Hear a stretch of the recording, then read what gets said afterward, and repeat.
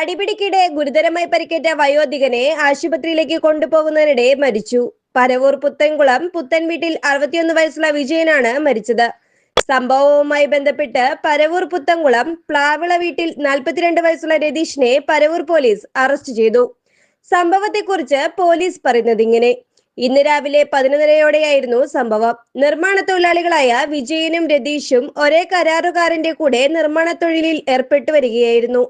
ഞായറാഴ്ച ജോലിയില്ലാത്തതിനാൽ ഇരുവരും കരാറുകാരന്റെ വീട് ഷിഫ്റ്റ് ചെയ്യുന്നതിനായി പോവുകയും പിന്നീട് 11 മണിയോടെ വിജയൻ പുത്തൻകുളം ജംഗ്ഷനിലെത്തി ചായക്കടയിലിരുന്ന് ചായ കുടിച്ചുകൊണ്ടിരിക്കുന്നതിനിടെ കടയിലെത്തിയ രതീഷ് വിജയനുമായി ജോലി ചെയ്ത പൈസ സംബന്ധിച്ച് സംസാരിക്കുകയും ഇത് വാക്കേറ്റത്തിലും അടിപിടിയിലും കലാശിക്കുകയുമായിരുന്നു.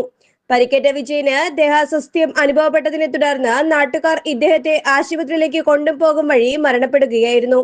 കൊലപാതക കുറ്റത്തിന് കേസെടുത്ത പരവൂർ പോലീസ് രതീഷിനെ അറസ്റ്റ് ചെയ്ത് കസ്റ്റഡിയിൽ വെച്ചിരിക്കുകയാണ്. പ്രതിയെ നാളെ കോടതിയിൽ ഹാജരാക്കുമെന്ന് പോലീസ് അറിയിച്ചു. News desk, express news.